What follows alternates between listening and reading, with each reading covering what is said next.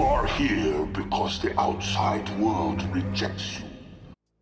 The last Ronin finale is around the corner. This Ninja Turtle story has been incredible to follow. I feel very lucky having the opportunity to cover it here on the channel. It's been an awesome ride. I still see fans discovering this epic tale even now as we enter into this final chapter. There's been a lot that has happened in the story. Today I want to do a review of it all. That way we can all go into this last issue with everything that's happened fresh on our minds. We'll also be discussing some important details that'll help you out going into this last book. So without wasting any more time, let's go ahead and take a look at everything you need to know going into the last Ronin finale. Spoiler warning.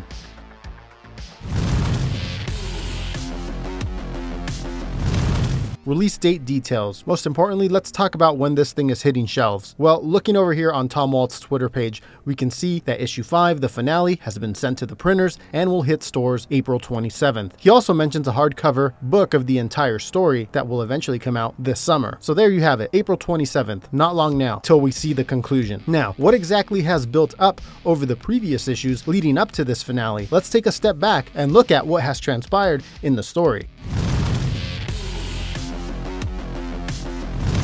For those who are brand new and jumping in really late, you may be asking the question, what Turtles universe is this taking place in? Do I have to know what's going on in the IDW comics or the Mirage comics to know what's happening? The answer is no. This thing, as far as we know so far, stands on its own, the way the Dark Knight Returns story does for Batman. Do you catch little Easter eggs here and there from past versions of the Turtles when reading this? Yes. Is it crucial for following this story? No. Think of it like we're getting a peek into this TMNT universe that has its own history that has already happened.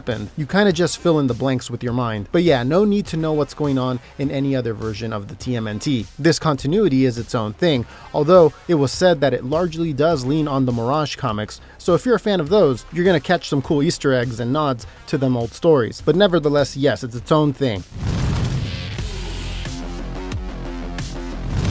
The storytelling for The Last Ronin is split up into two different chunks. There's the past and the present, and the story jumps back and forth between the two. Let's go ahead and jump into the past first and take a look at everything in chronological order that led up to the Ronin's dystopian future. The furthest back we can see in this version of the Turtles' universe is when the flashbacks begin in issue number 2. April and Casey Jones had become engaged, and it looked like the Turtles and Splinter were coming over to celebrate with a big dinner, when suddenly the Turtles, covered in blood, bursted into their apartment with a severely injured and what looked like dying Splinter. A large Foot Clan strike team had ambushed them, breaking a truce that they apparently had going on. Now, against Leo's wishes, Raphael went alone to seek vengeance for his dying master, or at least he thought he was dying. Raphael, in a bloody battle alone against the Foot Clan, gets himself killed by Karl with a stab through the bottom of his head as the two struggle underwater. He was able to stab her in the struggle before he died though, leaving Karl in a coma. Some time passes after the death of Raphael, and we see that now Karai's son, or Shredder's grandson, named Oroku Hiroto, has become the leader of the Foot Clan. At first, his approach to the Turtles seems to be one of peace, that too much blood has been spilled already. He offers to meet with them, and so Donatello and Splinter headed off to Japan, turning off all communications to avoid detection from any authorities. Leonardo, Mikey, April, Casey, and Fugitoid stayed behind to hold the fort down, when suddenly they were ambushed by an older Baxter Stockman who seemed to be working with Oroku Hiroto. As we see, he uses some sort of new robotic foot soldiers that he has developed for Hiroto. It gets to the point where Baxter is wanting to get possession of Fugitoid to use him for some other purpose, but when Fugitoid threatens to self-destruct, Baxter blows up the whole building, indicating that if he can't have him, nobody will. This explosion ends up killing Leonardo and Casey Jones. Also due to the explosion, April loses an arm and a leg, and Michelangelo got sent through the air and landed on the other side of the neighborhood. Now meanwhile, Donatello and Splinter had landed in Japan, meeting with their clan Hamato allies that they would take with them as backup to the meeting with Oroku Hiroto and the Foot Clan. And so the following morning they went to the meeting place, a cemetery. Donatello and Splinter get ambushed here by Hiroto and the Foot Clan. They are told that the rest of the Turtles and allies had been killed back home. Donatello and Splinter put up a good fight, but are ultimately shot by a barrage of arrows, killing them. Donatello tried to save his father by covering him with his body. Very sad death in my opinion, and the most impactful one of the series. Now back in New York, Michelangelo wakes up from the blast eventually, and goes home to try to get in contact with Donatello, fellow. With no luck in contacting him, he finds an old map Splinter had around of how to get to the Hamato clan in Japan, and so he stows away on a plane to meet with them and find his brother and father. When he arrives, he finds out what happened and is shown the ashes of his father and brother and is given their personal belongings. And then, as he describes it, he just started walking into the snow-covered mountains. Here in this environment, being cold-blooded, he got weak and looked for a place to die. Days, weeks, maybe longer he laid there, but his mutant body would not die, and that he started hearing voices that his destiny was incomplete. Eventually it got warm and he learned to live up there. He spent years alone until one day some humans found him and tried to kill him, mistaking him for some sort of a monster. At first, due to everything that had happened to him and his family, he was going to let them, but then he saw them laughing and this upset him, and he ended up presumably killing these guys. This sets him off on what looks like some type of journey where he fought and killed many enemies abroad, with eventually coming to the conclusion that it was time to go back and kill the last Oroku. He now had become the last Ronin, and this is the end of the flashbacks. We now go to our current timeline with our last Ronin arriving back in New York.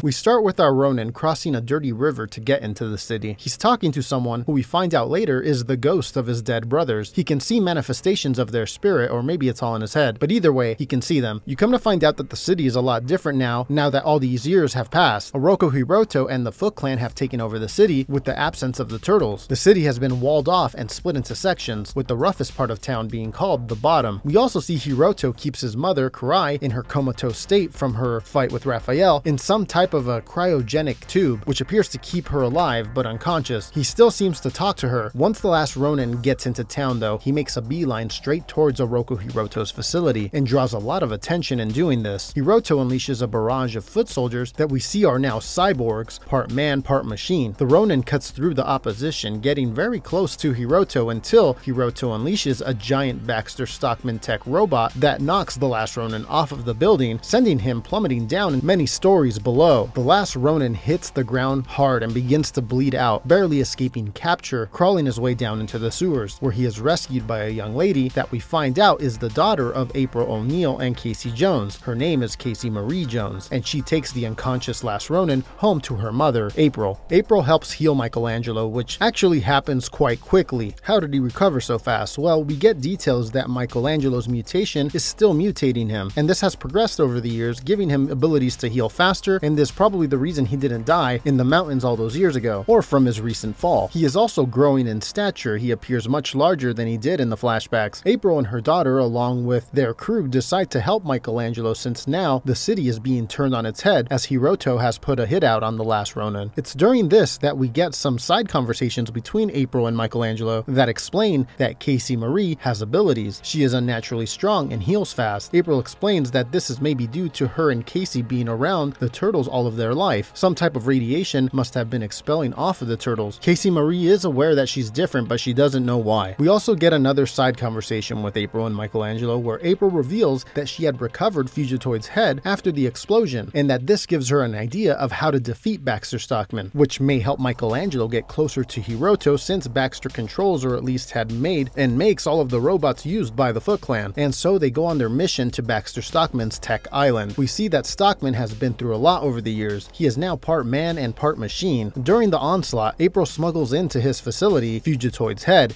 and plugs it into Baxter Stockman's systems. Baxter confronts them, but Fugitoid self-destructs, destroying both himself and Baxter. The particles of Fugitoid then appear to turn into a swarm of nanobites and enter Baxter's systems, shutting them all down. This powers down all of the robot foot soldiers and Hiroto's defenses in the city. This is when Hiroto sends out a tactical alert, ordering all of his remaining human soldiers to defend his tower. The last Ronin, April, and Casey Marie are then seen standing on some rubble looking out into the city and say that they've won the battle but not the war, setting up the finale where I believe we will see the last Ronin and Oroku Hiroto face off, hopefully with Hiroto donning the Shredder armor. That would be pretty neat.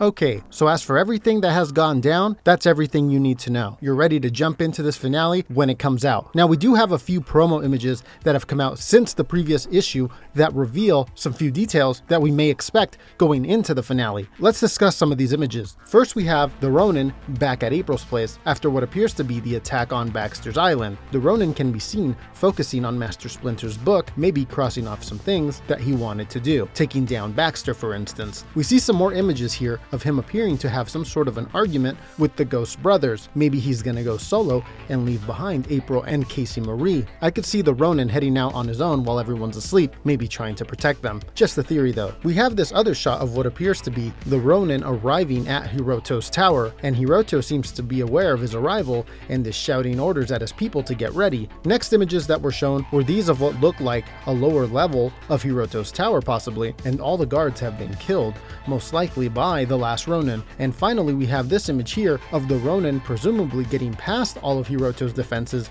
and shouting at him, "Oroku Hiroto, I'm here. What are you waiting for?" Something tells me Hiroto is getting some type of secret weapon ready. This probably explains this delay in their face-off. There were those giant robotic hands that Hiroto referred to as his angels that won't let him fall. This was a quick glance that we got in a previous issue. We didn't see exactly what they were, but I'm almost certain he will use some type of weapon in this final fight that the Ronin has not accounted for. We'll have to wait and see what exactly it is though, considering Baxter's technology seemed to now be non-operational at the moment due to Fugitoid helping out, and I would imagine that those giant hand machine things were his tech. So we're gonna have to wait and see what happens here. There's also Karai, who's in her cryogenic tube. Who knows what they're going to do with that story thread and how they tie up all the others as well. This has been a long time coming. The last Ronin finale is around the corner, and I cannot wait to see how this ends. But that about does it for everything you need to know going into the last Ronin finale. This has been a great series to cover. I will start working on a spoiler review as soon as this thing gets released. I hope you all pick up your finale issue and join me to break it all down. I'm sure there will be a lot to discuss. Let me know down below in the comments some of your predictions or theories going into this final chapter. Would love to take a look at those. But that's it for this video. Hit subscribe if you're new. Follow on all the social media platforms. Thanks once again for watching, and I will see you guys in a little bit with another video. Take care. Armed.